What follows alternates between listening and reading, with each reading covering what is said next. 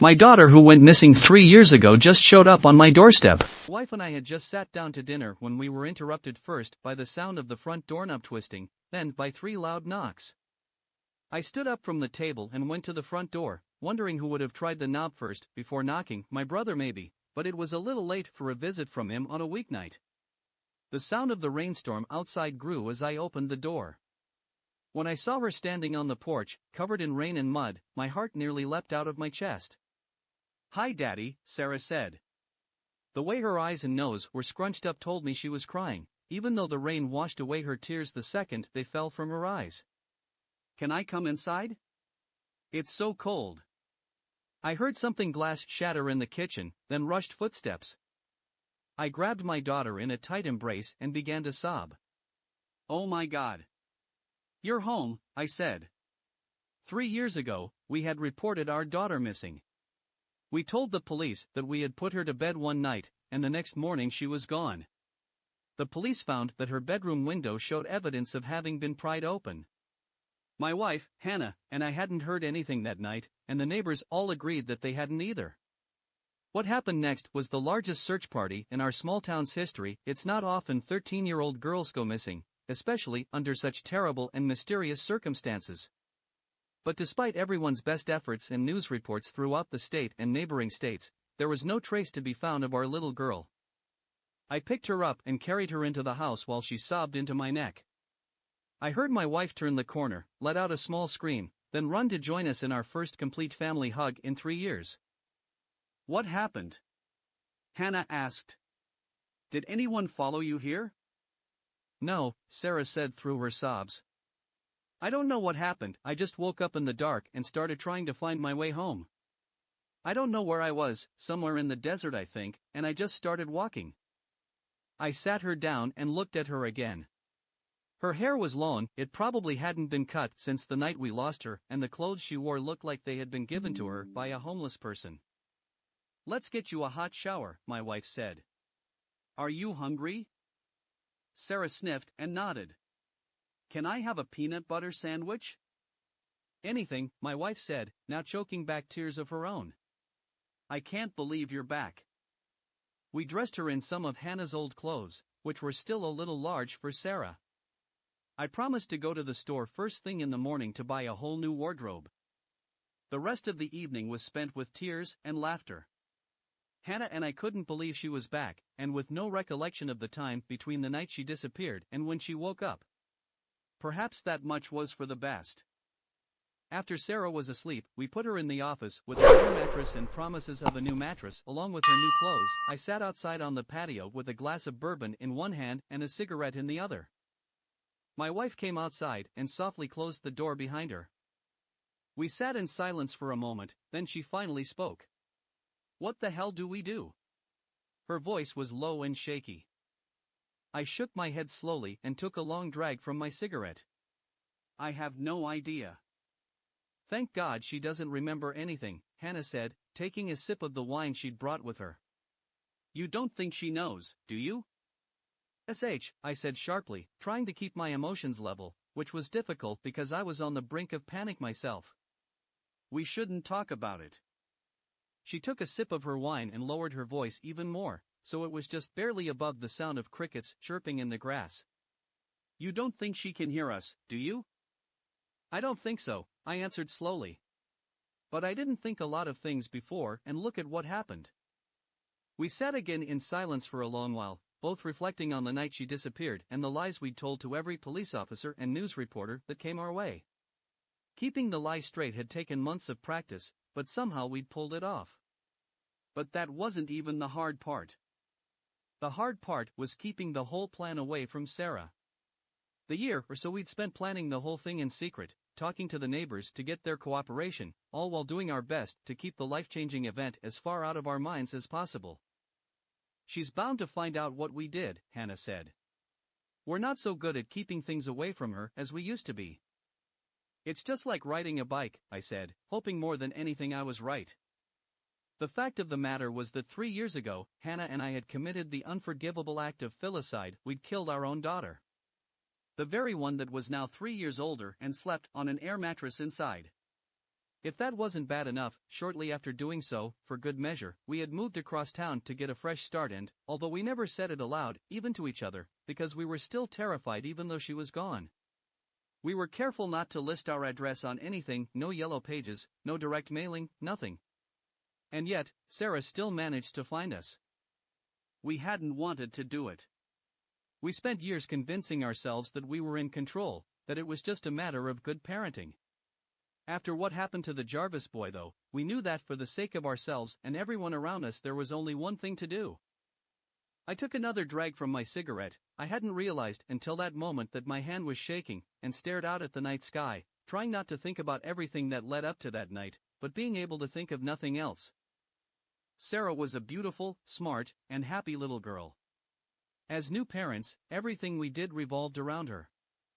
I couldn't wait to get home from work just so I could hold her. Hannah, as exhausted as she was, loved the late-night feedings because she got extra time with the baby. We bought toys and clothes for her every time we ran to the store. We were completely under her spell. Which is why we found it so strange that very few people actually wanted to interact with her. Both our mothers came down to visit during the weeks after Sarah was born, each simply bubbling over with excitement about meeting their new granddaughter, but neither of them stayed in the house for more than an hour, and only 5 minutes or so was spent holding the baby. Strangers would actively avoid looking at her and nobody, not once, ever stopped us to say how adorable our baby was. We hadn't noticed these things at first. The thing with our mothers had definitely rubbed us the wrong way, but the avoidance in public, the sideways glances from people at the store, the way our neighbors never seemed to visit anymore, all took time to finally come together to form the complete picture. People simply wanted nothing to do with Sarah, and for no reason at all that we could understand. We took her to the doctor on a regular basis to track her growth and development, and every time the doctor and nursing staff would do everything they could to get in and out of the room as quickly as possible. Eventually, I brought it up that they always seemed to be in a rush, and although the doctor fed us a line about how busy he was, the nurse told me after he left that the room felt weird. She said she had no idea why, but when she walked into the room she was reminded of when she was a little girl and had to go fetch something for her mother from the basement. She said profusely that it was nothing to do with us or our darling little girl, but Hannah and I had begun to suspect the truth by that point, and we knew that the nurse was just being polite. I'd be lying if I said this didn't bother us, but we told ourselves that people would come around eventually, and if they didn't, then ignore them. It was when Sarah was around 3 that we began to feel for ourselves that there was something different about her. We'd long since come to terms with the fact that she made people uncomfortable, but it was at this time we actually dipped our own toes into that pool. Anyone who has been around toddlers can attest that even the best-behaved children can be a handful at times. They want to be independent, they want to make their own decisions, but often lack the skills to do so. Although there was a lot that seemed different about Sarah from the beginning, this was not one of those differences. She yearned for independence and defiantly disagreed with just about anything we told her. This went on for some time, and Hannah and I were beginning to approach a method of maneuvering around these disagreements, when Sarah threw us a curveball that changed everything. She started arguing and throwing fits before we had said anything. Hannah first noticed it during an argument with Sarah over what we were having for dinner. I was still at work while Hannah was working out whether we should have grilled chicken or pork chops. She had gotten up to open the freezer when Sarah came running into the kitchen and said she didn't want chicken or pork chops, she wanted pancakes for dinner. Hannah laughed this off and told Sarah that we'd have pancakes another night, which of course quickly turned into stomping feet and red-faced tears and a timeout in her bedroom. Hannah had told me later that night that the strange thing that struck her wasn't that Sarah had known what she was about to do, but it was the peculiar feeling she got just before it happened. She said she felt a strange sense of unease wash over her like she imagines a gazelle gets when it senses a lion approaching. I felt the same thing while I was changing the oil in the car a few weeks later. I had forgotten to grab the fuel filter wrench and was about to slide out from under the car to get it when I was suddenly stricken by an overwhelming sense of dread. I quickly slid out from under the car, worried that the jack would fail, and I'd be crushed when I saw Sarah approaching me with the tool in her hand. She smiled and said, "Here you go, Daddy." Holding back a shudder, I thanked her, kissed her forehead, and she went back into the house to watch cartoons. The past couple of days after Sarah arrived back have been some of the most stressful days of our lives. We've done everything we can to be the parents she remembered us to be and not the parents who had killed her and left her body in the desert. The hardest part is that we can't even think about that night or how terrified we are. We have to keep thinking about how happy we are to have her home and how sad we were when she was gone, and there is absolutely no margin for error. Sarah's story, as she told us over breakfast, was full of blind spots and holes. She remembered sitting down to dinner with us. We had picked up burgers from her favorite restaurant down the street, and she remembers going to bed, but after that it's all completely blank. The next thing she recalls was stumbling around naked in the desert, finding a road, and eventually being picked up by a truck driver and given a ride to the truck stop 25 miles away where she stayed the night. The next morning, she started off to find us. She didn't tell us how she found us, and we didn't ask. I'm not sure she would be able to answer the question, and if she could, I don't think I would want to know the answer anyway. Hannah and I took turns spending time with her while the other went out under the guise of running errands, picking up clothes, ordering a bed, buying groceries, but the honest truth was that we needed to distance ourselves from the constant thrum of unease that followed Sarah wherever she went. Even when she was younger, sleeping in the same house as Sarah was difficult, especially with that distinct feeling of impending danger spread thin across every room. We hadn't always felt that way, but the older she got, the more that feeling deepened. Now that she's 16 and we're out of practice, the feeling is almost unbearable. We feel like mice trying to rest while a cat sleeps across the hall. After what happened last night, we know that the nights are going to be significantly worse. I hadn't been asleep for long before I was startled awake by a loud thump. Hannah awoke as well, and we sat up together searching the bedroom for the source of the sound. I was reminded vividly of a night when Sarah was 10 or so and a few birds had pelted the house, waking us up in a similar fashion. Sarah had feigned innocence, however. She'd been quiet all afternoon, and Hannah and I suspected she'd had a run-in with some of the neighbor kids earlier that day. Another loud thump shook the house. It was a hollow, hard sound, like a fist pounding on our bedroom wall. We exchanged a look, then quickly got out of bed, and went to the room next door where Sarah slept. My heart pounded in my chest as we both paused before opening the door. We knew that nothing good could come of opening the door, but the alternative could be far worse. Another loud thump, then another. They were getting faster, and there was a strange crackling sound that came with the last one that turned my pulse up another notch. I threw the door open and flipped on the light. I first noticed that Sarah's bed was empty, then that she stood with her back against the wall. This room shared with our bedroom. She had a twisted Cheshire grin on her face that was so tight it looked painful. The tendons in her neck stood out like cords and her throat bulged from the pressure of it all, but the smile stopped at her mouth. Her eyes looked like they had been made of glass. We stepped into the room and Sarah thumped the back of her head hard against the wall. The crackling I'd heard had been drywall that I now saw breaking from the spot where her head collided and speckling her bare feet with dust. "Sarah, what are you?" Hannah asked, but was cut off by another thump, then another. Sarah sped up, hitting her head against the drywall as fast as she could. I rushed over to her and pulled her away. Her body was rigid, but relaxed as I laid her back down on the air mattress. She looked up at me then. The glass in her eyes was gone, and for a brief moment I could see my baby girl in them. Seeing the faint reflection of the past in those eyes made my heart feel like it weighed a ton.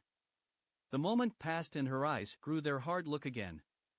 It was the cold, unfeeling look I'd seen unwavering since the incident with Preston Jarvis and the horrors that came in the weeks that followed. It was the look that ultimately led us to commit our own unforgivable sin. "My head hurts, Daddy," she said in a small voice. "I know," I told her. "What were you doing?" "I had to get them out," she said. "What?" I asked. "The memories." Sarah was 6 when we first saw her strange talents affect the physical world. Until that point it seemed that whatever she could do was strictly tied to an ethereal plane. She could change our emotions and read our minds to a certain degree, but she certainly wasn't bending spoons or levitating off the ground. Either of those would have been preferred. It was sometime in July. The weather had turned from warm to hot and the dog days of summer were upon us. A scream and a crash from the kitchen destroyed whatever tranquility had been in the house that day. I came running into the room to find Hannah precariously balancing on the counter and a glass of iced tea smashed on the floor. She saw me and immediately pointed to the stove. "It went under there." "What did?" I asked. "The mouse." I laughed and earned daggers from Hannah's eyes. She'd never been one to cope well with household critters. "I'll get a trap." Just before I turned to go fetch a mousetrap, I saw a black blur bolt from beneath the oven. Hannah shrieked again and I went for the broom that hung in the closet next to me, but before I could do anything else, the mouse stopped suddenly in the middle of the floor. With the broom in hand, wondering if I could somehow sweep it out of the house, I approached the rodent. As I got closer though, I noticed it wasn't moving. Its ribs weren't expanding and contracting the way they do in little animals, nor was its head twitching around as it searched for a place to hide. In fact, this mouse wasn't even standing. I tapped it with the bristles of the broom curiously, and Hannah let out an audible shudder. "Calm down," I told her. "I think it's dead." "Dead? It just died?" "Yeah," I said. "I think so." I knelt down to get a closer look, then I looked up and saw Sarah staring at us from the hallway. She had this look in her eye, one I would come to see often and dread. Even that first time it made my blood run cold and sent chills up my spine. "Sarah?" I said carefully. "Are you all right?" She looked at me and the look was gone, melted away to expose the happy face of the little girl I loved so dearly. "Yeah, Daddy. Now that mouse won't scare Mom anymore." I looked at the dead mouse, then back at my daughter. "Did you do something to that mouse?" "Yeah." Her answer was so cold, so casual, that it gave me goosebumps. "Just like I do to the spiders sometimes." I stood in shocked silence for a minute, which Sarah took as her cue to return to whatever she'd been doing in her bedroom. Hannah slid from the counter and stood next to me for several minutes before she asked the question that had been floating in the back of my mind but hadn't yet come forward. "When was the last time you saw a spider in the house?" I started, then stopped. "I don't know." After the incident with the mouse, Hannah and I took exceptional care to teach Sarah right from wrong. She seemed to grasp the concept that hurting anything was wrong, and it was especially wrong to kill things. We asked her never to do what she did to the mouse again and to try to focus on doing good things with her talents. We weren't entirely sure what she was capable of doing, so trying to give her examples of good things she could do was a bit difficult. For the most part, we just hoped she didn't do anything without our consent.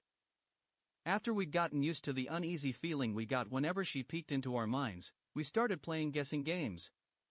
This allowed her to stretch her muscles, in a manner of speaking, and allowed us to notice subtleties we otherwise would have been blind to. Hannah and I learned that Sarah could pick up what we were thinking, but only what we were actively thinking about. If there was a secret we didn't want her to know, we could keep it from her by keeping a song in our heads or thinking about work. This skill, which we initially used to keep Christmas and birthday presents secret, would become vitally important and likely save many of our life's years later. Outside our home, things were significantly different for Sarah. Very few people got used to the way she made them feel. That inescapable feeling of danger looming that she seemed to exude was difficult to ignore. It took several years, but eventually our neighbors did start coming around again. Bob, an elderly man across the street who lived for his rose bushes, was the first person outside of Hannah and me to really open up to Sarah. With a wife who had passed away 3 years prior and his only grandkids living 2 states away, it surprised nobody to see that he and Sarah found solace in the other's company.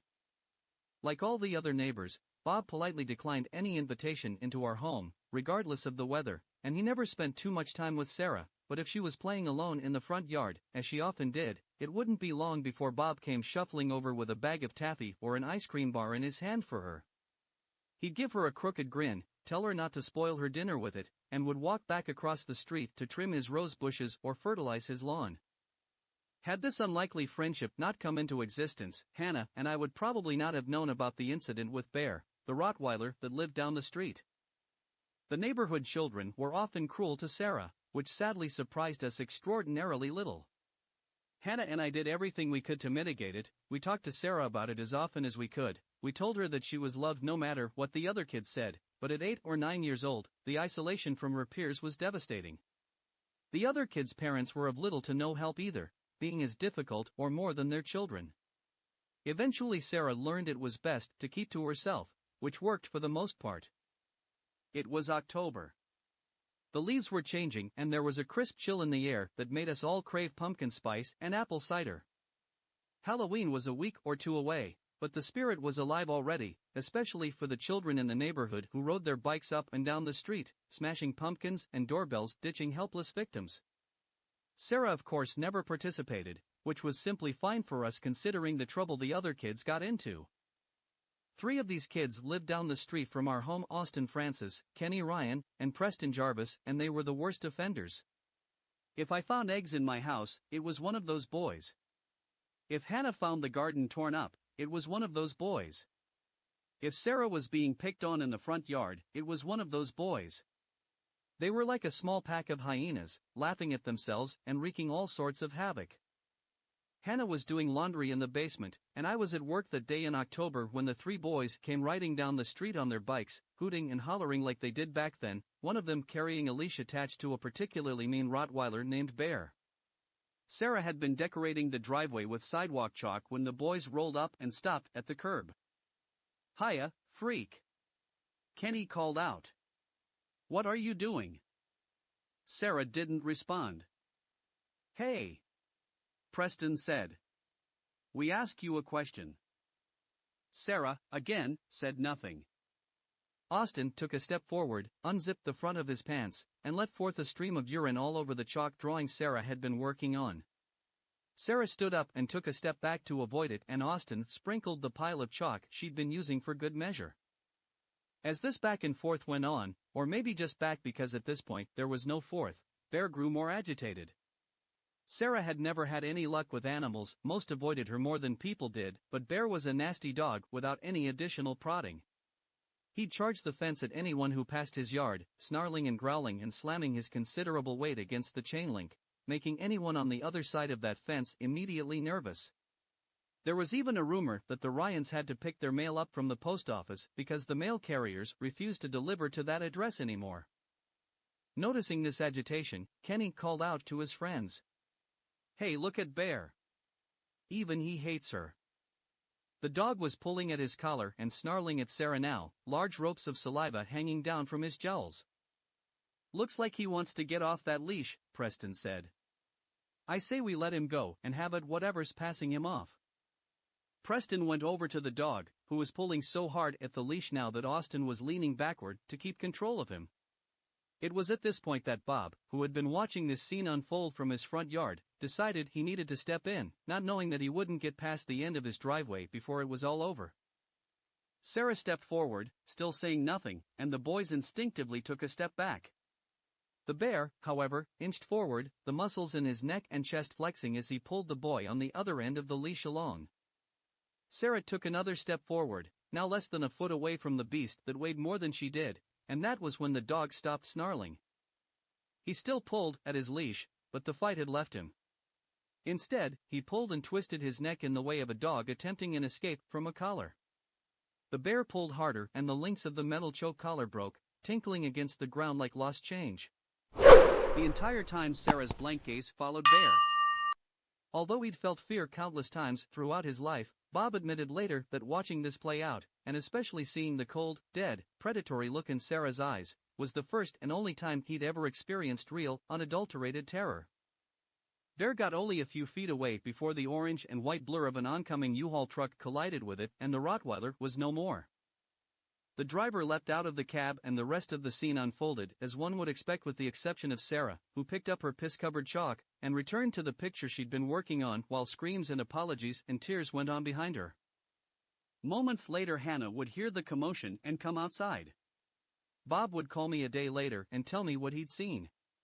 He'd tell me how frightened he was and how strangely the dog had moved when it made its final footsteps, like a puppet on a string. A week after that, Bob would come outside to find 3 of his biggest, healthiest rose bushes looking black and brittle while Sarah stood motionless, watching him from her bedroom window. To say that Sarah was different after the incident with the Rottweiler would be a gross understatement. The darkness in her eyes that visited from time to time had taken up residency, only leaving for brief moments to remind us that our little girl still existed. We took her to several therapists, hoping that perhaps with professional mental help she could overcome whatever demons she was battling inside her and that we'd finally get our little girl back. What we got in return were conflicting diagnoses: psychosis, bipolar disorder, depression, ADHD, schizophrenia to name a few, and a constant wave of referrals. Sarah would barely get 2 or 3 appointments out of the same therapist before being recommended to another more qualified practitioner. Some would even just stop showing up at all and refuse to return our phone calls. After a couple of years of this, Hannah and I ultimately decided to forego therapy and focus on learning what we could on the subject ourselves. The constant loss of people in her life was doing far more harm than good. Given the juggling act of therapists, requests for her to change teachers in school mid-year, and the lack of friends, I can't say I was surprised to see Sarah shut down, and it broke my heart. The bullying tapered off for a while after the demise of Bear, but children are quick to forget, and it wasn't long before the abuse from the other children started up again, and with a ferocity that both terrified and infuriated us. Hannah and I did everything we could think of to protect Sarah from the barrage of hate and to protect the other children from suffering unimaginable consequences. We practiced breathing exercises, we taught Sarah how to get help from adults, specifically adults who were required to intervene, and how to get herself away from these situations. Always vigilant, Hannah and I would drop Sarah off at school or take walks around the neighborhood and see other children in casts, braces and crutches, and we would wonder how many of them had been genuine accidents and how many had pushed Sarah too far. There certainly seemed to be more injuries than seemed normal. It was foolish to assume Sarah hadn't played a part in at least a few of them, no matter how often we practiced self-control with her. Of course, we couldn't ask Sarah about it. We couldn't even think about it around her. We told ourselves it was because we wanted to avoid isolating Sarah more than she already was, which was absolutely true, but the whole truth was that we were also afraid of her turning on us. She seemed so volatile that a wrong word, a wrong thought, could push her over the edge. For better or worse, we didn't have to bring it up because her involvement in the mysterious neighborhood injuries was all but confirmed over the course of a few months when the 3 boys from down the street, Austin, Preston, and Kenny, all managed to find themselves in casts with broken bones and were suddenly too busy to care much about picking on our daughter. If I'm being honest with myself, I was glad to see those boys laid up for a bit. Sarah's wrath had been a long time coming, and if I could have gotten away with smacking those boys around a bit, I probably would have. After some time passed, Hannah and I noticed that one of the 3 boys was missing. Although Kenny and Preston still came around on occasion to throw rocks at the house or yell profanities at Sarah as she sat outside, Austin was nowhere to be seen. Fearing the worst, we started asking around the neighborhood about the boy. Neither Hannah nor I had a good rapport with Austin's parents. I'd nearly come to blows with his father over the incident with his dog, so walking down the street and knocking on the door wasn't really an option. Fortunately, Hannah was able to gather that the Francis family had moved a few weeks prior from the woman who lived next door. Nobody knew why they'd moved, but nobody really had a great relationship with that family. Randall Francis was an alcoholic and Lorraine Francis was a chain-smoking drug addict. Nobody in the neighborhood was sorry to see their house vacant. About a year later, the Ryan family moved as well, leaving Preston Jarvis alone to pick on Sarah. Having now lost his 2 best friends to cross-country relocations, Preston's own isolation made him even meaner and crueler towards Sarah. Perhaps if his friends had been around, things would have gone differently for Preston, although that was far out of his control. The Preston Jarvis incident, as it would forever brand in my mind, occurred on July 4, 2019. The 3 of us had spent the morning with the rest of the town on Main Street for the annual Independence Day parade. Sarah hadn't wanted to go, but had been a good sport about it at least. These days she kept almost entirely to herself, only really coming out of her room for meals and to go to school. Every free moment she had was spent with her nose in a book, enjoying the escape to distant lands where children were nice to each other, and villains got their comeuppance. Hannah and I encouraged this as much as we could while also trying to promote social growth, which was as difficult as it was terrifying, but also equally as necessary. Sarah had brought along a novel called New Moon, the second book in her favorite series that she'd finished several times already, and together we enjoyed the sun and the food, and the sights offered by the parade.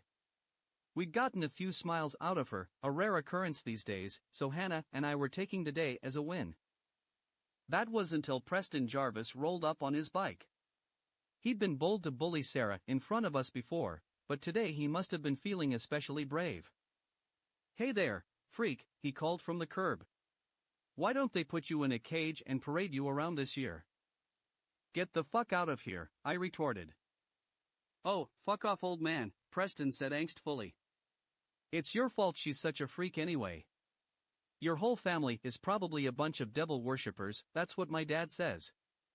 I think we'd all be better off if you were all dead. I stood from the camping chair we'd brought with us and walked the few feet that stood between us. Listen here, you little shit, I said between my teeth. I don't care what you or your dad thinks. Come around my family again and I'll put you in the hospital. He looked at me for a beat, then opened his mouth to reply. His eyes shifted then to Sarah, and his expression turned to a mixture of fear and hatred, then his mouth closed, and he rode off down the street. I sat back down, expecting to be chastised by Hannah for threatening a kid, but got nothing other than a sideways look. You all right, kiddo? I asked Sarah. I couldn't be sure from where I sat, but I thought I could see the shadow of a smile on her lips. Yeah, she answered. I think it'd be better if he were dead. Hannah and I exchanged a look of concern. I don't think so, Hannah said, always the mitigator. I think his family would miss him. We may not like him, but there's plenty of people that do, and they would be sad if something happened. Sarah nodded in response, more of an acknowledgement than agreement, and went back to her book. Later that day we found ourselves at the park to enjoy the firework display the city put on. We enjoyed ourselves as much as we could from the crowds during the parade, so that night we hung back quite a bit from where the main groups were. Hannah and I sat on a park bench enjoying hot dogs while Sarah sat under a tree and worked on finishing her book before the sun finished setting. Just as I swallowed the last bit of hot dog, I heard a hissing sound and felt the rush of warm air on my cheek. Bang! A bottle rocket exploded near the tree where Sarah sat. I whipped around and was unsurprised to see Preston Jarvis 10 feet away aiming another bottle rocket at us. He lit the rocket and moments later it flew past me, hitting the tree Sarah sat against and exploding. I stood up and Preston knew he only had a few seconds before I knocked him to the ground. He bent over and picked out the largest from the pile of fireworks at his feet. It was significantly larger than the ones he'd shot at us, and lit the fuse. Before I could get close enough to stop him, the fireworks went off. It fired several shots, one after the other, turning our small patch of park into the scene from the war move. I turned my back and felt the hot rockets hit my back and shower me in ash and spent gunpowder.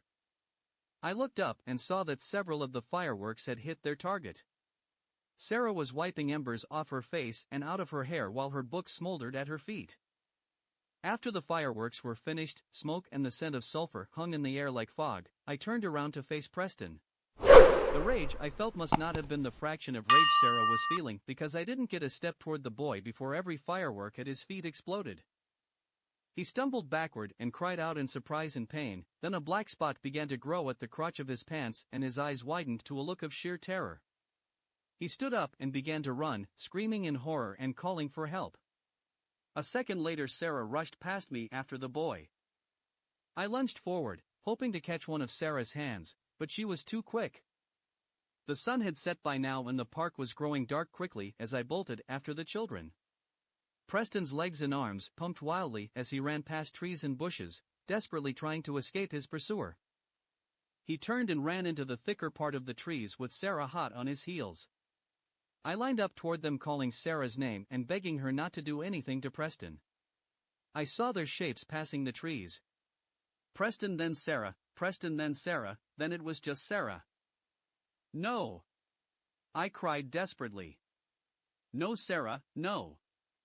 Sarah stopped and I maneuvered around the trees as quickly as I could, praying that I would find anything other than the boy's body at her feet. I was both relieved and terrified when I found Sarah alone. Sarah, where's Preston? I asked between hard breaths. Where did he go? Nowhere, Sarah said. I looked around the ground, up in the trees, in the bushes, and there was no sign of the boy. Sarah, I said sharply. What happened? She didn't answer. I grabbed her shoulders, trying not to panic, but slowly losing the battle. Sarah! I yelled, shaking her. Sarah, what did you do? Hannah caught up to us by now and gently removed my hands from Sarah's shoulders. "What happened?" she asked. I could tell she was trying as hard as I was to keep her voice steady. "Where's Preston?" Sarah still said nothing. The glassy, dead look in her eyes remained unwavering. I looked down then and saw the boy's footprints in the dirt. In the quickly dwindling light it was difficult to make them out from Sarah's and my own, but with the flashlight on my phone I was able to track the boy's final steps. He'd run past the tree that I'd last seen him behind, then turned, and then his footprints stopped in the middle of the path. They didn't lead to a tree or a bush, they simply just stopped. I searched for hours and found no other clue to Preston's whereabouts. Hannah took Sarah home and put her to bed. She still hadn't said a word about what had happened, nor would she ever. When I'd exhausted my search of the area, I had Hannah pick me up. We drove home in silence, neither of us sure about what to say, but both feeling unspeakably terrified. I waited anxiously for the phone call from the police, for the news reports about the missing child, for the Amber Alert on my phone, but nothing came. There were no newspaper articles, no breaking news, no missing child posters, absolutely nothing. 2 weeks went by before I had the courage to ask Preston's father about him. We hadn't ever been on good terms, but he had been washing his car while I was out for my morning jog, and I didn't think another opportunity would present itself in the near future. "Hey Mark." I called from the street. "Hey," he called back pleasantly, which somewhat surprised me. "How's it going?" "Not bad," I said. "I haven't seen Preston in a while. Is he at summer camp or something?" "Who?" Mark Jarvis asked. My heart had been pounding furiously in my chest from the anticipation of speaking with Preston's father, but now it seemed to stop completely. "What?" I asked breathlessly. "Who are you talking about?" Mark wore an expression of confusion, as if I'd just grown a second head. "Preston," I repeated. "Your son, about Sarah's age." The corners of his mouth turned down slightly, and he raised an eyebrow. "I don't have a son," he said. "You are feeling all right?" I tried to swallow it, but my mouth was too dry. Yeah, I managed to get out. "Sorry, I think I might have a little heat stroke, I guess." "You better get inside then," he said, his expression now turning from confusion to genuine concern. "Sounds like it might be serious. Do you want me to walk up the street with you?" "No thanks," I told him. "I'll head back home now." He waved goodbye as I walked away, my morning cardio routine completely forgotten. Later that night, long after Sarah had fallen asleep, I would tell Hannah about what had happened. She would look as confused as I had felt for a moment, then after taking the time to fully process what had happened, she would begin to sob. We had thought that Sarah killed Preston Jarvis, but the reality was much worse. She had completely erased him from existence. It took weeks for the shock of what happened to Preston Jarvis to wear thin enough for Hannah and me to even think about what to do next. We both tried talking to Sarah about it, but the little girl we'd raised seemed to have evaporated that night along with Preston. Her eyes showed no joy, no love, no hope, nothing but emptiness. We attempted a few times to talk to Sarah about the incident, but it was obvious we couldn't get through to her. When we asked her what exactly happened to Preston, her answer was always different variations of "I made him go away." She never said she killed him, and I suppose that wasn't entirely inaccurate, but she also said she couldn't bring him back. I'm not sure whether I believed that she couldn't undo what she'd done. At this point I wasn't sure if she were incapable of anything or if it were more than that she wouldn't undo what she'd done. I'm not sure which option terrified me more. Sarah kept to herself even more than she had in the past.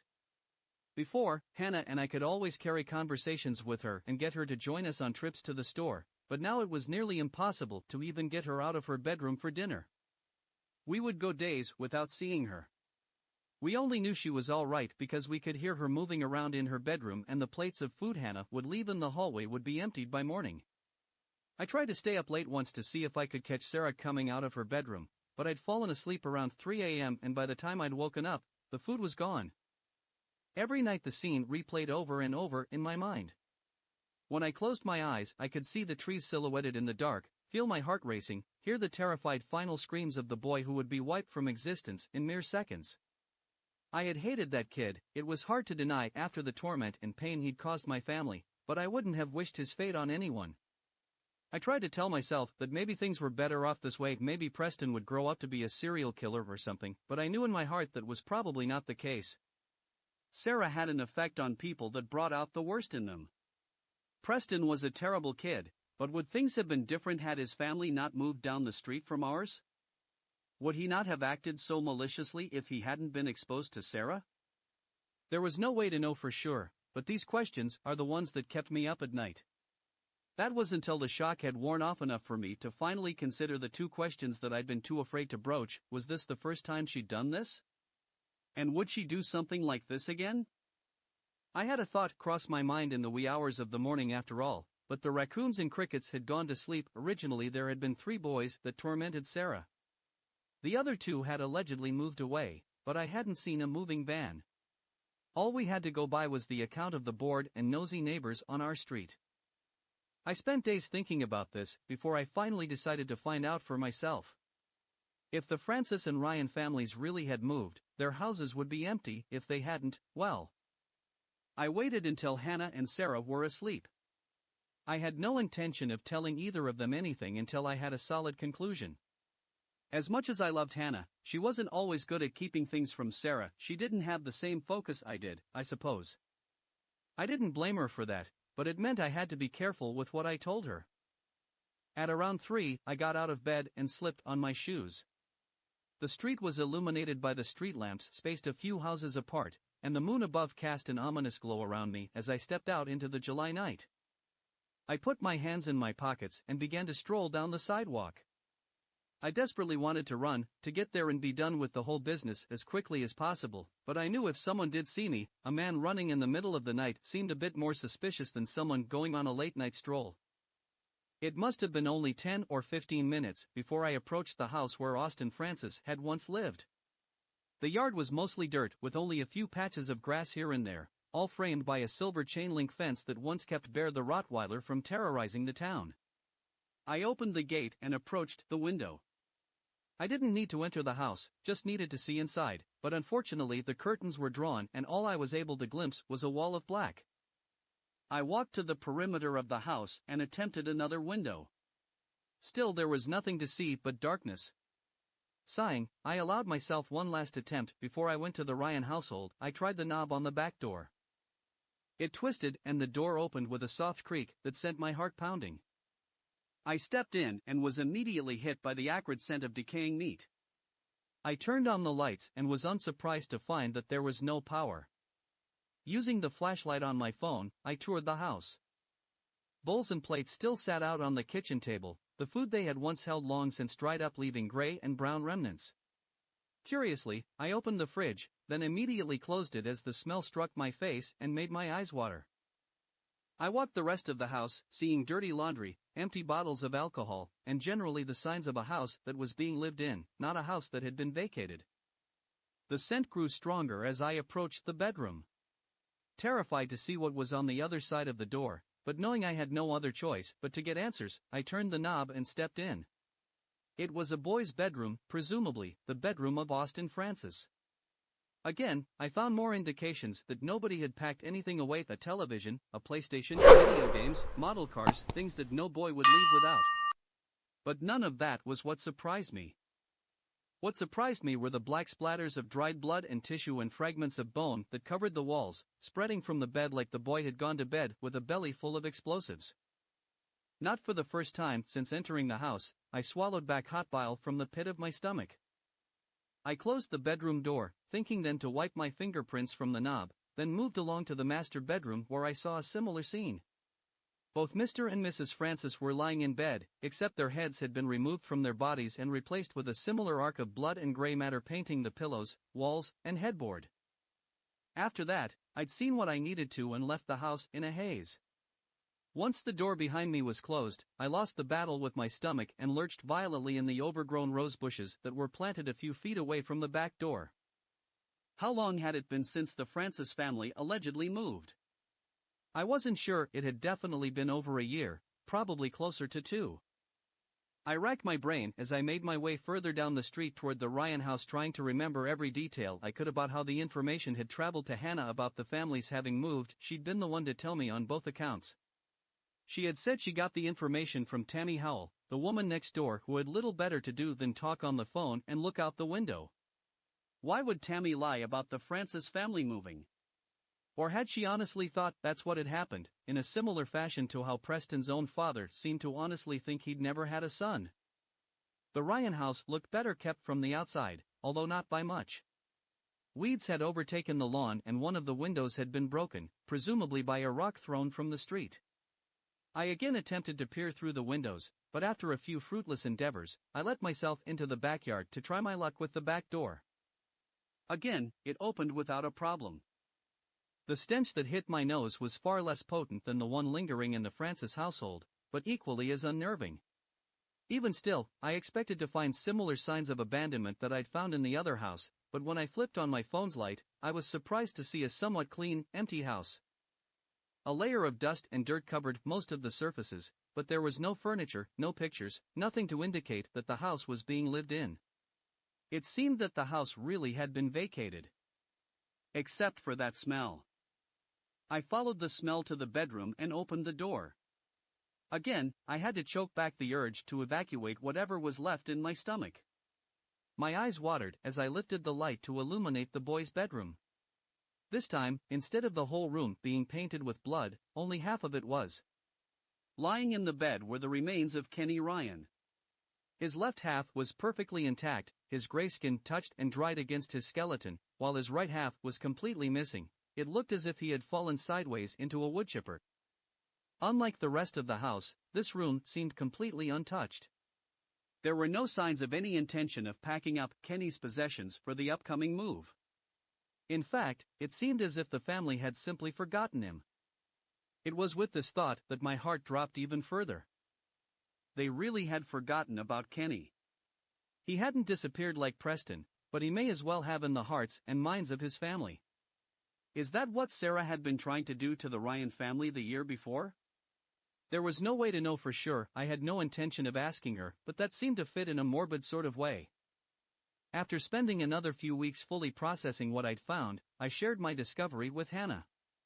I was a bit nervous to pull her deeper into the problem. She had always struggled with keeping things from Sarah, but I felt like the secret would devour me if I kept it any longer.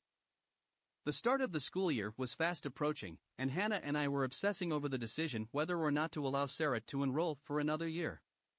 We were terrified that something else would happen, especially given what I'd found out about the Ryan and Francis families, but we also wanted to maintain some semblance of normalcy for Sarah. And if I'm being honest, Hannah and I needed a break from the constant buzz of danger and unease that followed our daughter and had now coated every surface of our house. We hadn't yet made our decision, but decided it was best for Sarah to go to orientation at least. We decided I would go with her to see how she did if anyone came up to her to ask how her summer was, or to find out if there were others like Preston Jarvis on Sarah's chopping block. Nobody approached her, but there was also no bullying either. Given the circumstances, I took it as a win. When we arrived home, Hannah was gone. She'd left a note telling us she'd gotten a call from the neighbor who needed help with something and would be back late. This struck me as odd, but I did my best not to think about that just in case Sarah was listening in from her bedroom, which she'd made a beeline from the moment we arrived home. Later that night, I received a text from Hannah asking if Sarah was asleep. I told her she was, and Hannah walked in the front door, face red and eyes swollen. She started, then began sobbing. I held her and let her tears soak into my shirt until eventually she calmed down enough to speak. "I'm so scared," she finally whispered. "Scared of what?" I asked, knowing pretty well what she was afraid of. I was afraid too. "I found something," Hannah said, pulling away from me. She swallowed, and I could see her throat bob up and down as she searched for the words. "When you and Sarah left for orientation, I went through her bedroom. I didn't want to say anything about it because I hated when my parents would go through my room, and I had hoped I wouldn't find anything." She paused for a long moment. "But," I said, filling the silence and searching her eyes for the answer. "What did you find?" She shook her head, unable to speak, then pulled out her phone and handed it to me. On the screen was a picture she'd taken of an old, stained shoebox. Inside was a collection of tails of a variety of small animals, some of them old and brittle, others fairly fresh with meat and sinew still clinging on from where they were torn off. This pile of tails sat in a nest composed of dozens of blood-stained collars and pet tags. I looked up in shock and disbelief. "I found that in her closet," Hannah said. "Go to the next picture." I swiped to the left and saw the image of an open book. It took me a moment, but I recognized it as a journal Sarah had received from one of her grandmothers last Christmas. Pasted inside the journal were photographs, each with a large X scratched across their faces. I zoomed in and recognized immediately the face of Preston Jarvis. Like this picture, many of them appeared to have been cut out from the school yearbook. I recognized the face of Sarah's science teacher that had requested she be transferred out of her class, and another girl I'd seen just a few weeks before hopping along on crutches on the 4th of July parade. I swiped again and saw another page filled with photos, another swipe, and still more photos. More yearbook images of children, of teachers, family photos of Kenny Ryan and Austin Francis, presumably stolen off the walls of their now vacant homes, pictures of therapists who had mysteriously stopped returning our calls. I looked up at Hannah, my face now completely void of color.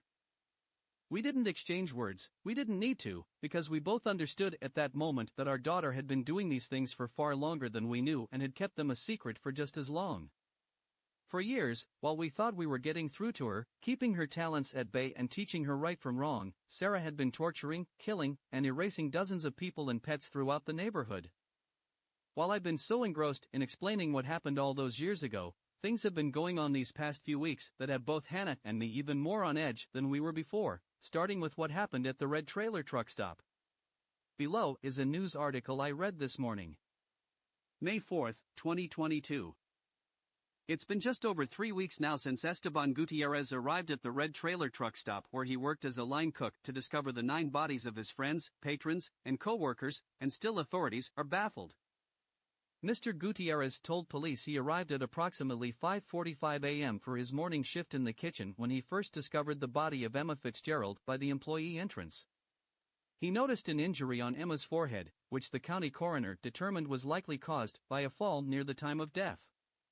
All 8 other bodies showed signs of trauma similar to what Mr. Gutierrez described, although the coroner report shows that none of the injuries were enough to be fatal.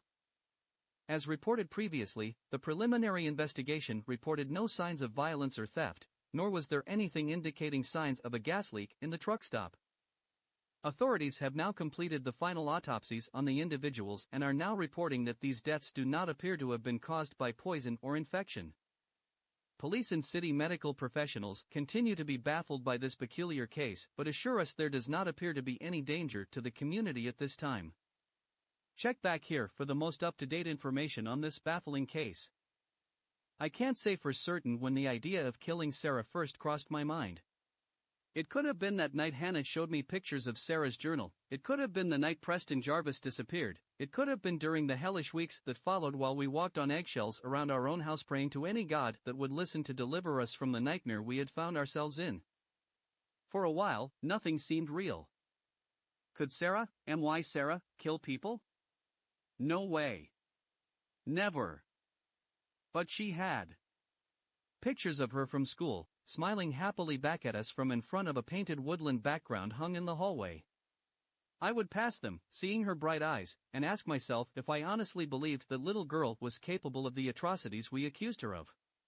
It was simply not possible. But it was. The idea sat in the back of my head, festering like an infected boil for weeks until it suddenly burst, spreading its contents all over my mind. I hated myself for thinking it, for even allowing the thoughts to come into my mind so clearly as that, but I hated myself even more for failing to see another option. There was no psychologist, no corrections officer, no court that could contain her. If Sarah wanted to be free to do what she wished, then it was just a matter of willing it so. Perhaps if there was a correct dosage of some drug we could give her that could dampen these abilities, then maybe there was a chance to reason with her, but if we got it wrong it would cost the lives of everyone involved and countless others. The only way to ensure everyone's safety was to remove Sarah from the board altogether. She was too powerful, too psychotic, to be able to live a happy, healthy life. She had always been a scourge on the neighborhood, no matter how much love we had shown her. And for 13 years we had been proven repeatedly that the rest of the world would shut her out in fear and hate her.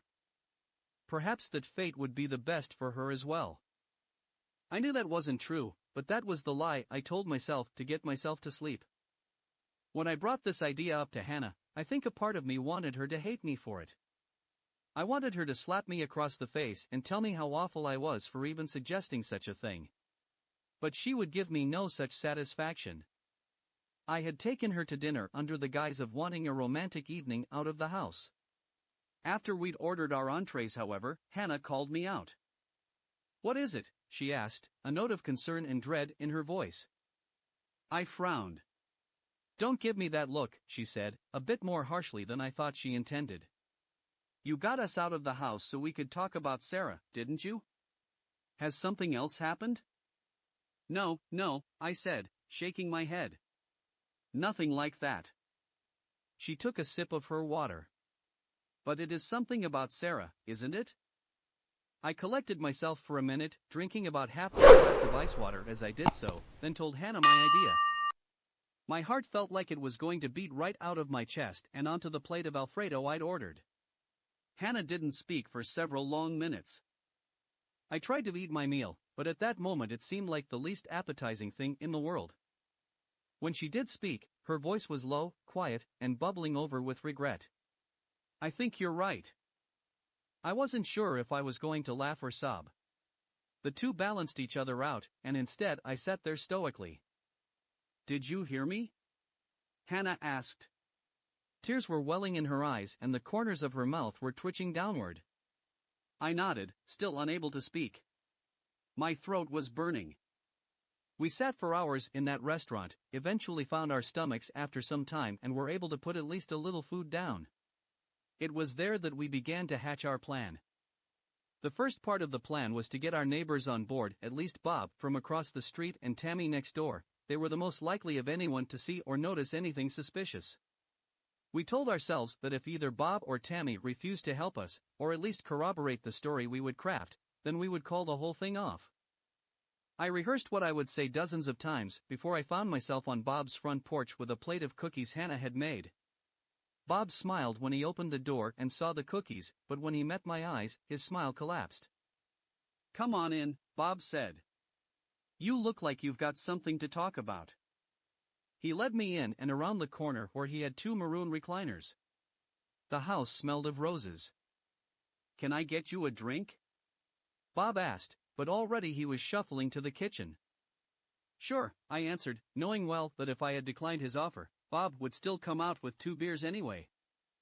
I heard the tinkling of glass and the familiar sound of the cap being removed, then Bob came back around the corner. He handed me a bottle, then sat down in the adjacent recliner, sighing. "Now, what's on your mind, son?"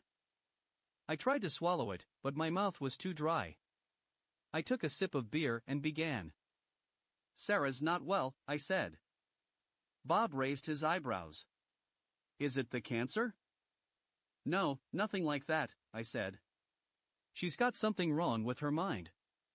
I'm sure you've noticed that she's different from the other children and that she makes people feel, well, uncomfortable." Bob nodded.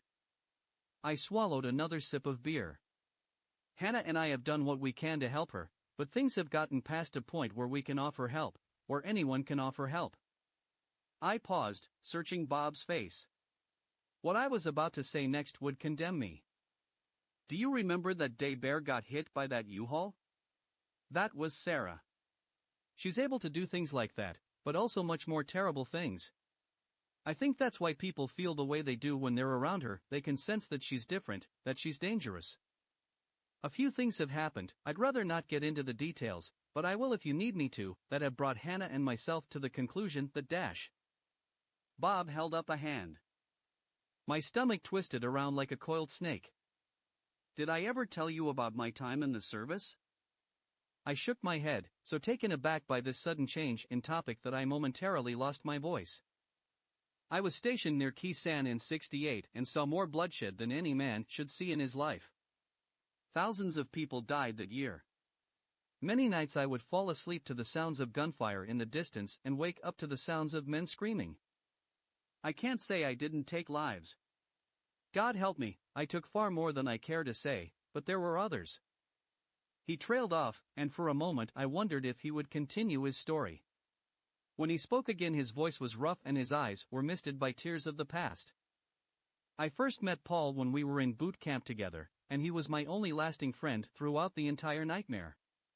When the killing started, I didn't think I could be more terrified, but when I looked at Paul, I saw something that scared me even more than the thought of losing my life to the enemy.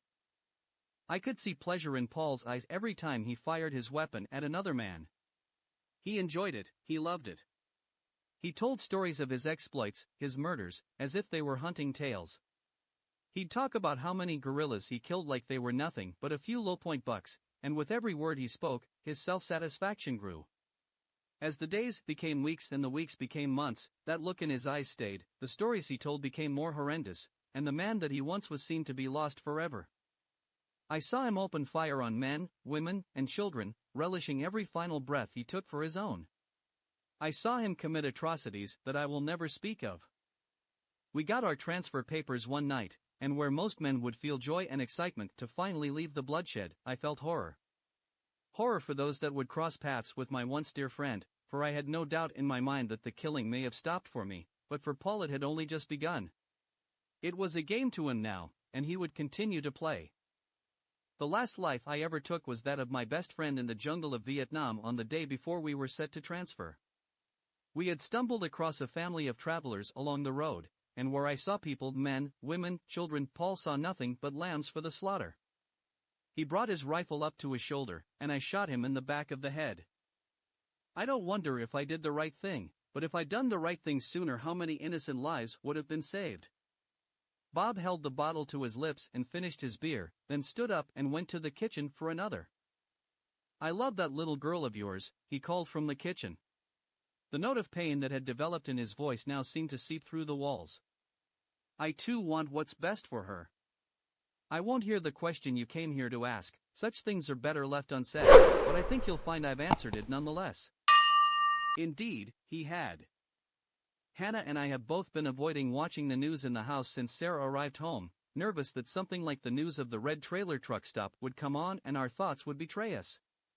All it took was one glimpse of that truck stop and I knew we wouldn't be able to help immediately thinking about that night.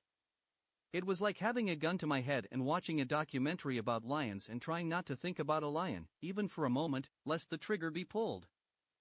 The truth is that we had passed the truck stop 2 times that night, once with our little girl buckled up in the back seat, her lifeless head lolling around as the car hit bumps in the road, and once with nothing but silence and a queer sense of relief filling the car. It was the closest sign of civilization from where we had left Sarah and would have been the first place anyone would stop if they had a teenage hitchhiker in the passenger seat with no memory of how she got there. The morning of the day Sarah showed up on our doorstep was when that short-order cook discovered a truck stop full of bodies. That was no coincidence. Sarah had been there, but what had caused her to kill those people? Had she been attacked? It's possible, but I don't think so. There were no signs of violence at all, at least according to the news, and I would imagine if someone had attacked her there would either be nobody at all, or their body would be smeared across the walls. I really think that it boils down to 2 scenarios. Either Sarah had no control of what happened, or she had complete control and simply didn't care, like a child stomping on an anthill. Regardless of which way that door swings, it still leads to a room with a nuclear missile, and I've been sleeping right next door. I'd been debating with myself for a while about whether to bring the news of the red trailer truck stop up with Hannah. The secret feels as if it will consume me, but I fear it will be too much for Hannah to take. She was never as good at keeping things from Sarah as I was, and she's already been trying to keep an enormous one from breaking down the barriers in her mind, but if something is to be done about Sarah being around, and equally as dangerous as before, then I'm not sure I'm capable of carrying that burden alone. The answer, as it so happens, came to me this morning in the form of the newspaper. We don't subscribe to the newspaper, so when Hannah slid it across the breakfast table, I was a bit perplexed. "Found some pretty great coupons in here," she said, uncharacteristically. "You should give them a look at work later and we can make a shopping list." Sarah was still in bed, but even still it was wise to continue to keep up the charade. "You got it," I said, finishing my coffee in 2 gulps, then grabbing my bag. "I'm going to head out now." I kissed Hannah and left the house quickly, knowing that the longer I stayed there the more likely my curiosity would seep through the thin veneer of my thoughts about work and what to do for lunch later. I drove down the street and parked in a gas station a few blocks away. I had a half hour before I needed to be at work, so there was plenty of time to read whatever Hannah was trying to get me to read. I was about to look for the coupon section, thinking she'd given me a clue, but as it turns out, what I needed to read was on the front page. Experts believe series of unexplained deaths may be connected. Many have long suspected a connection between the recent series of unexplained deaths, starting with those individuals at the red trailer truck stop, and most recently occurring yesterday in the case of Robert Sullivan, but it wasn't until yesterday evening that representatives from the Federal Bureau of Investigation officially announced that they are researching possible connection between these deaths. Including the 8 victims of the red trailer truck stop, there have been over 20 deaths that have baffled both police and medical examiners. If there had been any identified cause of death, FBI Representative Todd Hall states, we would have entertained the possibility of a mentally ill individual, or a group of ill individuals, harming the public. Right now, we are researching the possible and likely connection between these deaths and urge the public to contact local medical professionals immediately with any unexplained changes in mood, activity level, awareness level, diet, and so forth. This does not appear to be related to the drinking water, nor an airborne contaminant, but I assure you we are exploring every possible avenue. Hall further urges the public to be vigilant and to pay close attention to loved ones. Probably the most baffling part of this whole case is the lack of public engagement, Hall says. Not a single victim has been reported to police by close friends or family for several days. I cannot stress enough that vigilance is key to ensuring the safety of ourselves and our loved ones. Hall, of course, is referring to the fact that each death has been reported only by neighbors or passers-by. Authorities have reported family and close friends acting shocked by the news of the death of their loved ones, even though those loved ones may have been in plain sight for several days prior to a wellness check by police. As I read this article, it felt as if my head was floating underwater. Sarah hadn't stopped at the truck stop, and it now seemed as if her reach was even further than it was 3 years ago. Robert Sullivan, Bob as I knew him, lived 10 miles away on the other side of town. There, sitting in the gas station parking lot with the newspaper sitting across my lap and steering wheel, I began to cry. The night we killed our daughter is one that would be forever branded in my mind. Each night afterward, as I closed my eyes and drifted off to sleep, I would replay those events over and over, reliving the darkest, most shameful moment of my life. I would remember the weight of Sarah's lifeless body in my arms, the weight of my own heart as I carried her from the car, and I would silently weep. Hannah and I needed months of careful planning before we could make our move, which proved especially difficult because we couldn't even think about what we were going to do lest Sarah discovered our secrets. Every morning as I drove to work, I would finally get the chance to think about how I would take my daughter's life. Every evening as I drove home I would work to push those thoughts from my brain and replace them with thoughts of how work went and whatever songs were on the radio. It was especially difficult to plan with Hannah because she was around Sarah more and I knew she struggled more than I did when it came to keeping secrets from her. We couldn't talk about it unless we were out of the house together, which happened very seldom for fear of what Sarah might do if left to her own devices. It was around that time that Hannah started singing. She always hummed to herself while she did the dishes or folded the laundry, but lately it had seemed like every breath she took was one of song. It was beginning to get annoying because she always sang the same 3 songs. Over and over, it was either What I Like About You, Every Rose Has Its Thorn, or Talk Dirty to Me. It got to a point where I found myself singing these songs too whenever I was in the shower or driving in the car. It was during one of these morning commutes, singing about a cowboy's sad song, that I just couldn't get out of my head when it finally hit me. Poison. One of the most surefire ways Hannah had been able to keep Sarah out of her mind was by keeping a song stuck in her head. I'd assumed that had been why she had started singing more, but I hadn't noticed until that moment that all 3 songs were by an 80s band called Poison, a group I knew Hannah didn't listen to. That night when I got home, I put my theory to the test by singing a Lou Rawlins song my mother used to play, We Understand Each Other. Hannah didn't know the song, but the moment I got to the chorus, her eyes snapped up so quickly, I thought she had certainly given herself away. I quickly glanced at Sarah, careful to keep my mind on the song. She was sitting quietly on the couch, staring through the window into the night sky. She did that increasingly often those days, like she was somewhere else entirely. She would spend hours in such a position, staring at nothing but the blank space between her face and the window. I'd often wondered how cognizant she really was of her surroundings, but didn't dare allow myself to think she was anything less than completely aware. It was through that method that Hannah and I hatched our plan. It was early spring. The days had finally begun to get longer, but that day felt like the longest of all. I went to work, Sarah to school, and Hannah spent the day running errands. Hannah and I met for lunch at a diner around the corner from my office. I ordered the tomato soup and BLT, and Hannah had the tuna melt. We talked about the grocery list and Sarah's upcoming math test, putting on a show for anyone that might remember us later, although there were very few people in the diner that afternoon, and fewer still that might be within earshot. That was partially why I'd chosen that dinner. The other part was because I knew the security camera in the corner wasn't working, so there would be no record of Hannah carefully sliding a small envelope across the table, concealed by her palm. The envelope contained a white powder I understood to be midazolam, a potent sedative. As it turned out, the neighbor Hannah had gone to see while I spoke with Bob. Tammy Hull had a nurse friend with low morals who had been able to procure a pill here and there for Tammy when she asked. It had only taken a phone call and a couple of weeks before the drug was in our possession.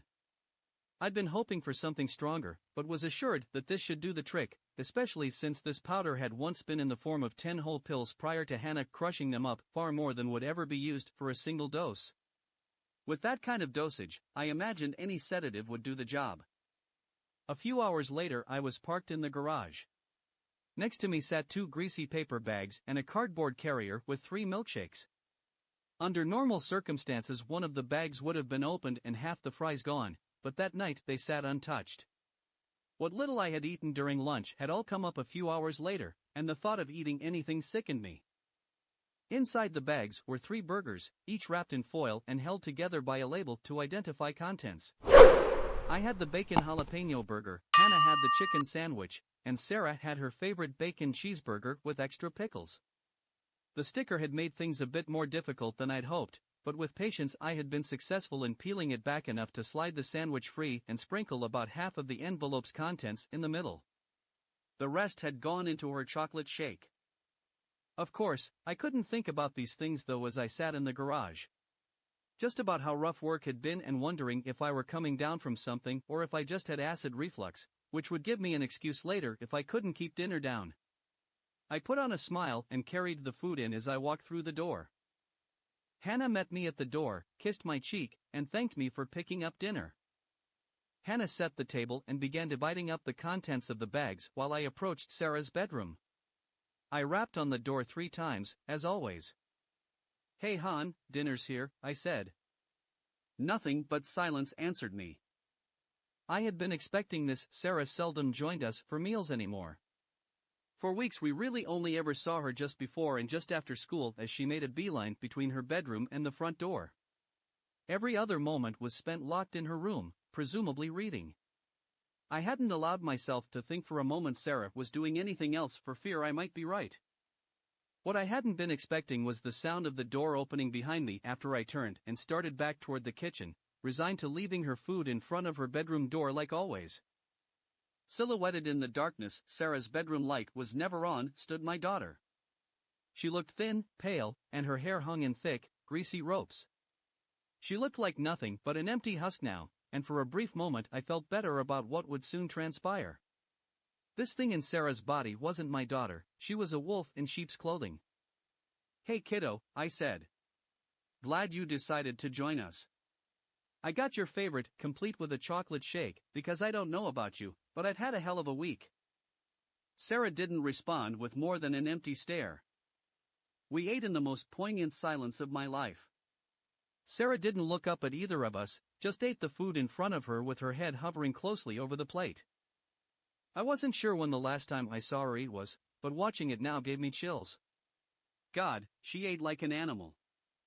Her head snapped up at me as that thought slipped through the cracks in my mind.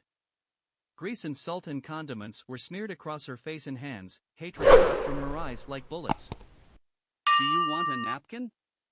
I asked, attempting to sound casual but knowing I had failed even as the words came out.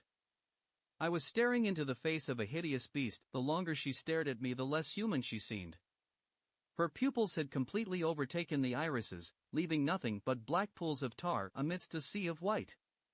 Her jaw jutted forward a bit in an unnatural way, and it wasn't until she smiled at me that I understood why. Her teeth were flat and shallow from months of being constantly ground together. The teeth alone were enough to send chills down my spine, but the way her mouth worked as she smiled, the muscles in her cheeks and jaw tightening, the veins in her neck and forehead pushing against her skin like worms below the surface, which was enough to make me want to run. I passed her a napkin, tapped the corner of my mouth to show her where she needed to wipe the ketchup from, and returned to finish my meal. The moment her food was gone, Sarah returned to her bedroom. Hannah and I exchanged the quickest of looks, then began to clean up. I had read that midazolam takes somewhere around a half hour to take effect, but we elected to give it an hour. As the hour passed, the strangest feeling of calm began to slowly trickle into the house. It was so foreign to me that I'd wondered for a moment if I'd eaten the wrong burger and was now feeling the sedative take effect, but knew in an instant that wasn't possible. The calm we were feeling wasn't calm at all, not really, but the sense of danger being lifted from the house. We'd spent so many years under this dark blanket of doom and depression and fear that I'd forgotten what it felt like to feel safe in my own home. It would seem that the drug had done its job. At the very minute, the hour passed, Hannah and I were knocking on Sarah's door. "Sarah?" I called. No answer. Not that there would have been one anyway. But this time, there was no shuffling sound, no footsteps, nothing at all. I clenched my jaw, met Hannah's hopeful and horrified gaze, then opened the door. Our daughter sat on the floor, leaning limply against the wall. I thought about turning the light on but thought better of it. It was best I saw as little as possible. In her lap sat the open shoebox Hannah had discovered, and between her lifeless fingers was the orange tail of a cat. It looked fresh. I knelt down and called her name again. "Sarah, Sarah, can you hear me? It's your dad." Nothing. I felt her neck pulse. Nothing. I laid her down and put my head over her mouth and nose, looking for the sound or feel of breath. Nothing. Finally, Hannah retrieved a stethoscope Tammy had lent her and I used it to listen for a heartbeat. We needed to be sure. I stood up and sighed. And with that sigh came over a decade's worth of tears. Tears for the pets Sarah had taken, tears for the families Sarah had ruined, but mostly tears for the little girl who had once brought me my oil filter wrench when she heard in my mind that I needed it. The little girl who had so much potential but had been born into a world that would shun her and fear her and hate her for what she could do. None of this had been her fault, but she'd had to bear it, nonetheless. It wasn't fair, it had never been fair. I sobbed for a long time, holding my daughter's body in an embrace I hadn't dared while her heart still beat. Hannah sat next to me, sobbing into the nape of my neck. We cried until the wells ran dry and there were no more tears left to express the depression, fear, regret, and relief we felt. The wells would fill again though, and the tears would be back, but it was best that they had left us at least for the next few hours. We still had work to do. Hannah carried Sarah to the car. She was disturbingly light and I went to work on the window frame with the crowbar from the shed. Once I'd gotten the window pried open, I cleaned the wood and paint from the end of the crowbar and returned it to the shed. Behind me, Bob's grave face watched from the window. He met my eye as I went back to examine my handiwork, and I gave him the slightest nod of confirmation. He wiped a palm across his face, presumably to catch a falling tear, then closed the curtain. Hannah was already waiting in the car. Behind her, buckled in with a blanket draped across her lap, sat Sarah's lifeless body. This had been something we'd thought about at length and had been the topic of conversation several times when we found ourselves able to actually speak plainly without fear of Sarah overhearing.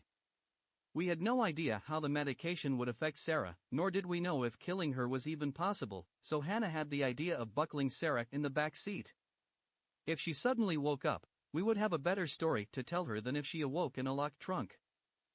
We drove in silence for 2 hours, passing the red trailer truck stop along the way, before we reached the point where roads became trails, then another hour as we forged our own trail through the desert.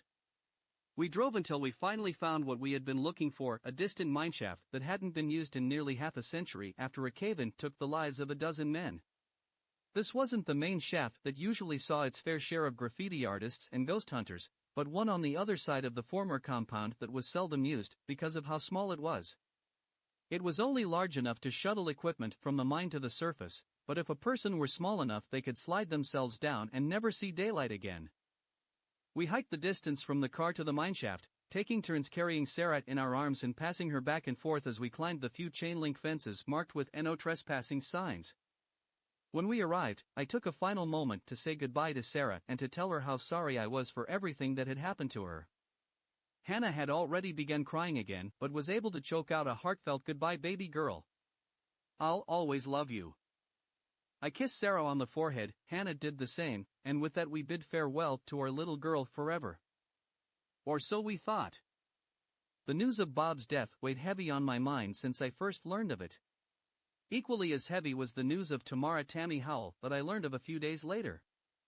I recognized several of the other names in the news, including Mark Jarvis, Preston's father, Lawrence Marshall, Sarah's former math teacher, and Evelyn Gates, the mother of a girl who had suffered 2 broken legs after she stuck gum in Sarah's hair during lunch.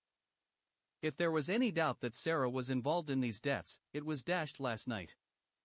Hannah and I had just sat down for dinner when there was a knock at the door. I stood from where I sat at the table wondering who it could be, while Hannah sat quietly in the kitchen. Sarah was in her room where she'd been for most of the afternoon, a plate of food just outside her bedroom door.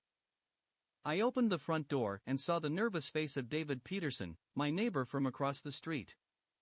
He was a slight man, not elderly but approaching his twilight years, who had made a living for the past 2 decades as a business accountant. Complete with thick-rimmed glasses and a pen in his breast pocket, Dave couldn't look the part better if he tried. "Hey Dave," I said, a bit bemused. "Everything all right?" "I actually came over to ask you that," he answered. There was a tremble in his voice I'd never heard before. "Sure, what's going on?" He swallowed, searching for the right words. "Well, I've been meaning to come over and make sure you and Hannah were doing all right." He held up a plate of brownies I hadn't noticed until just then. "Nancy made these for you. Thought it might help with whatever you're going through." I frowned. "I'm sorry, Dave, I'm not sure I know what you're talking about." He held up his hand apologetically. "I'm sorry, I don't mean to pry. We've just seen you and Hannah a bit less than usual, and when we do see you, we can tell that there's something troubling you. We've tried to wave a few times, but I think you've been wound up in your own world to notice, which is fine," he added quickly. "We don't take any offense. We just wanted to let you know we're here for you both if ever the need arises." I was touched, nearly to the point of tears. "Thank you, Dave," I told him. "That's very kind." I took the plate and was just about to shut the door when he stopped me. "There's something else I wanted to talk to you about," he said in a low conspiratory voice. Behind me I heard the faintest creak of a door opening down the hallway. I matched Dave's low tone.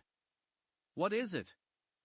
This is going to sound a bit crazy, so please know that I wouldn't say this if I hadn't seen it for myself, but sometimes Nancy and I think we can see a woman standing in your upstairs window. I could feel the moisture leaving my throat. "I'm sorry?" "I don't think it's Hannah, this woman is rail thin, very unhealthy." "You don't have anyone else living here, do you?" I shook my head. "No." "I was afraid of that," Dave said. He looked around, feeling the same sense of growing danger that I felt. "Now, here's the crazy part, and please know this comes from a place of love for you and your wife, but I don't think that woman we've seen in your window is human. She doesn't seem right." It was then that Dave's neck snapped, tilting in an unnatural, jagged angle, and the plate of brownies fell to the pavement and shattered.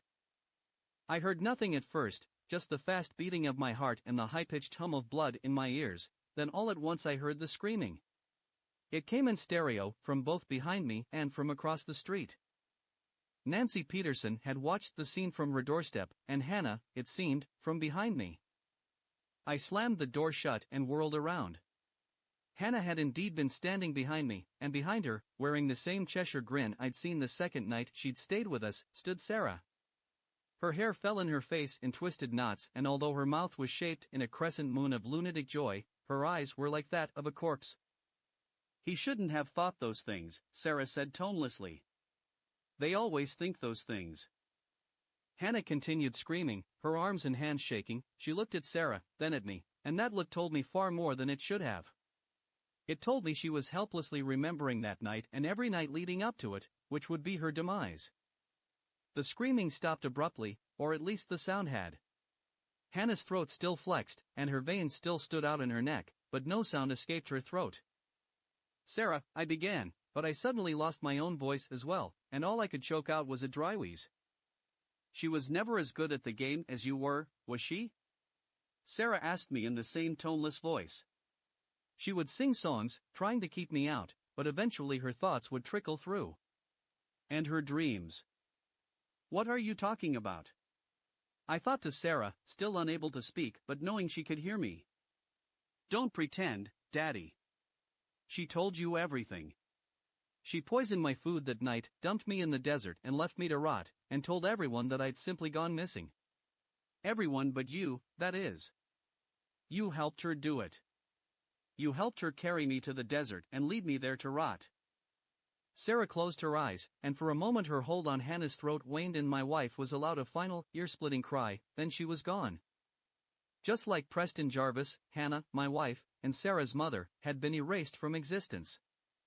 I fell to my knees and began to sob. Sarah approached me slowly, then knelt down and pressed her lips to my ear. Her breath was hot and putrid, the scent of rotting meat that I would later find in the form of a half-eaten bird in her bedroom. "I won't take her away for you like I did Preston's parents, you don't deserve that. Instead, I'll leave her in your mind, but only just enough to know you've forgotten." I looked up and met her eyes for the last time, seeing nothing but two black, hateful pupils, and then Sarah was gone as well, and I was alone. I didn't allow myself to think about it then and wouldn't allow myself until long after the feeling of dread had been lifted from the house, but when it had, I felt a wave of regret and love crash into me like a freight train. My wife hadn't been able to keep Sarah out, and she'd known it. She couldn't keep Sarah from finding out the truth, but she could keep her from finding out the whole truth. She'd twisted things around enough to give me a chance for mercy, to allow Sarah to believe that Hannah had been the instigator and had only involved me after it was too late, which I know I don't deserve. The police did come eventually to collect Dave's body from my porch. A passing jogger had seen his corpse lying on my porch and had called 911. Even though his wife had seen what happened, had screamed his name as he fell to the ground, she told the police the last thing she remembered was having her husband take brownies over to the neighbors and that she'd been unaware of the fact that he lay dead in plain view right across the street.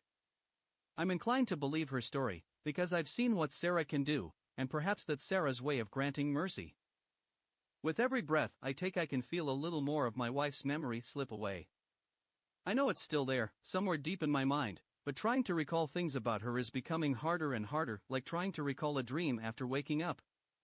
The features of her face are becoming distorted, blurry, and the memories we shared, our first kiss, our first date, our wedding night, are being blanketed by a haze I know will never be lifted.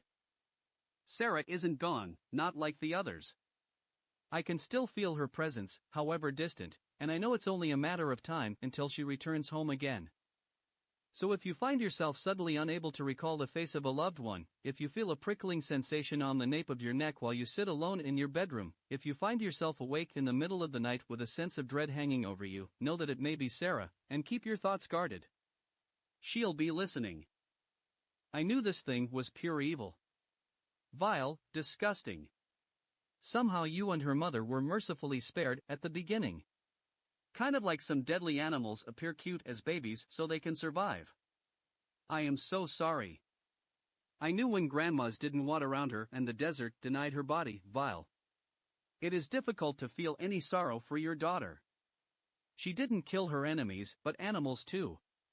Perhaps all animals knew something foul was with her? The only use for your daughter? Annihilating autocratic despots who feed off of the suffering of innocence. I am so sad about your wife, and everyone lost who was just trying to help rid the world of a monster. Many were good people, including Bob. I totally get what you are saying. I have a small ranch. I don't sell animals as food and personally I don't slaughter, but indeed most poultry, the other reptile, are omnivores. The fact she killed these animals for pleasure is, IMHO, what people find reprehensible. If she needed to consume them to live, I could certainly be understanding. She was obviously killing them for pleasure and keeping trophies. Animals do kill viciously at times. If she could read the minds of others, surely she could read the minds of animals. Yes? What did she see? Pure fear? Perhaps apprehensiveness as they knew she was off? Perhaps this was her issue with the animals. The daughter toyed with all living things, including her own mother. I would seriously like to know what she was. I don't have a problem if people kill animals for survival.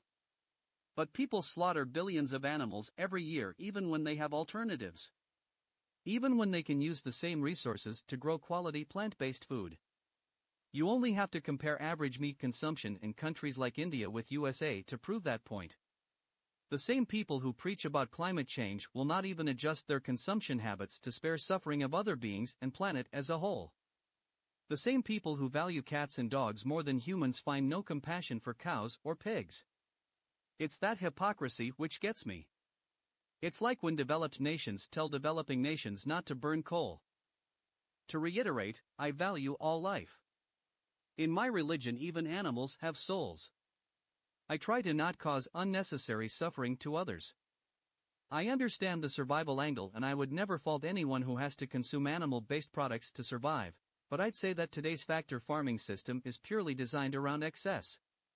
It's no different than killing for pleasure in my eyes, which is why I compared it to the girl in the story. I am sorry it took so long for you to comment. I hope I hear from you again. Pigs, goats, cows, yes, IMHO, they surely have souls. There are religions who speak of a paradise earth without animals. Okay, people are animals and the cruelest to the planet, and each other. I totally agree with what you are saying. I have pet chickens and goats and a pig who is just as much of my pet as my dogs and cats. Indeed, there is no difference in the value of life. The difference I see here is, the girl took joy in killing. She took joy in causing suffering. I have read the completed story and indeed, the girl was vile. Her keeping souvenirs of her kills, regardless of what animal, were signs of depravity. She enjoyed causing pain to others. I agree with the damage to the planet. I know the issue with PETA, example only, is the condition of greenhouse gases from farming. People where I live will never quit eating meat. Do I agree? Of course not. To not even try something different is stupid.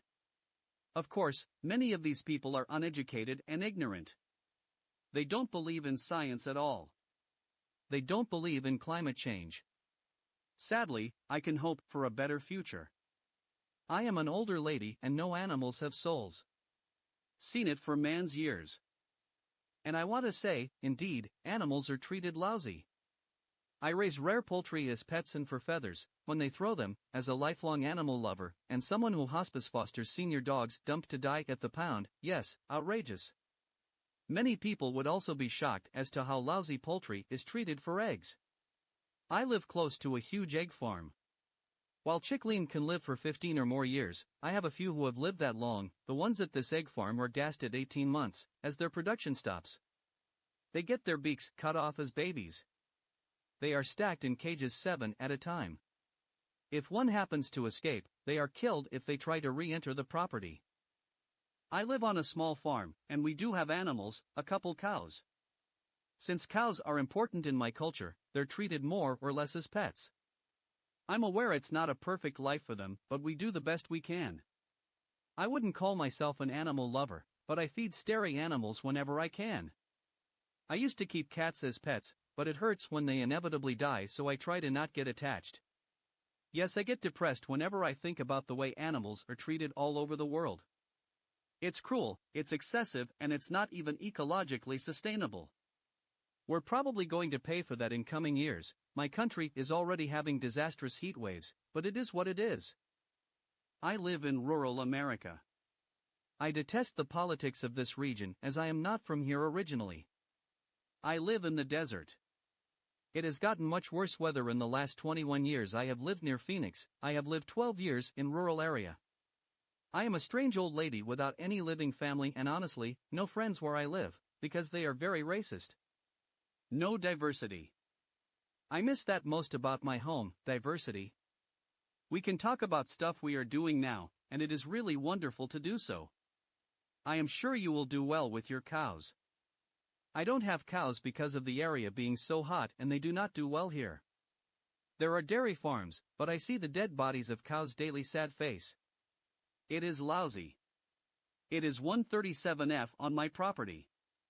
For times I have seen this. They don't say how hot it is here because people won't want to move to the desert. Lousy place. Little water. When monsoons do come, they flood things horribly. High winds rip things apart and it is getting worse. I don't see how I can see this, and I have lived here 12 years and people who have lived here 65 don't. I have a cat now who is 19. I love my cats too, but yes, it is heartbreaking when they die. I have watched the horrible heat wave in areas. I am sorry. For certain, it is climate disregard.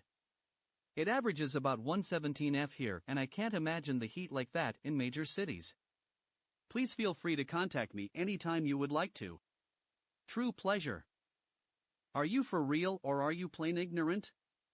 This girl got abused beyond measure and had the means to do something about it. Did she derail? Yes, of course she did. Past the point of no return. But if you were sitting there, telling me you never had a single thought of taking revenge on someone who bullied you. Most people commit suicide under massive depression and abuse because they feel powerless, but what do you think happens when someone has the strength to protect themselves, reach their end of the line situation, and have behaved according to society's norms and what their parents taught them only to realize, it doesn't help, the bullying doesn't stop, no one helps, no one can help. You are being shunned by everyone just because you are different? They take matters into their hands. Why do you think most school shootings happened years ago? She wasn't a serial killer in the making, she had empathy at some point and gradually lost it. Otherwise, she would have killed everyone from the get-go. She only took revenge on those who wronged her and even in the end, she showed what she thought was mercy to two people, her dad and the old woman who lived in front of her. 100% agree with you. If you ever look at the history of a lot of serial killers, there's a lot of terrible traumata. It's not an excuse for their behavior, but an insight into the behavior begins. The part about his daughter being young and innocent made me so sad. As a parent myself, I can't help but to also blame the parents for not doing enough to protect their daughter. I ignored this story for months because I thought it would be yet another Skinwalker/Wendigo tale. But this one is more terrifying. This was some Stephen King level imagery. I have so many questions about Sarah. The circumstances of her birth, the location of her birth, and OP's family lineage. Anything that can give us clues as to why Sarah is the way she is and how she managed to seemingly come back from the dead after 3 years. I mean, it clearly all points to the supernatural, but it seems so random and so odd from a couple like him and Hannah. And I'm certainly interested in Sarah's power levels. This seems like an extreme case of psychokinesis, and what she's already demonstrated at such an early age and such a physically and mentally unhealthy state, it would be terrifying to see her healthy and in her prime. One thing genuinely bothers me though, there's no guarantee that Opie's wife will die instantly. I hope that Sarah didn't keep her alive to make her suffer, but it's not out of the realm of possibility for someone like her. I hate to admit it, but I think I would turn out exactly like Sarah if I had the same gift. When Opie remembered little Sarah hearing his thought about the wrench and got it for him, I realized she can hear any thoughts, even the vile disgusting ones people you pass on the street surely have. If I had to hear the things she must have heard from such an early age, I think I would turn out just the same. She seems to have been raised by loving people, so it must not have been them who did it to her, and she was once a sweet girl, so it must be the circumstances. You had to put her in the desert, didn't you? An angry, hollow skin, full of malice and power, right in the desert. I am blaming you. You could not have given some skinwalker a better gift if you tried. It didn't even have to kill Sarah, you already did that. Just wriggled and slipped on into a brand new skin just left waiting, like an offering. there is good chance that you doomed every human in the Southwest to an agonizing death.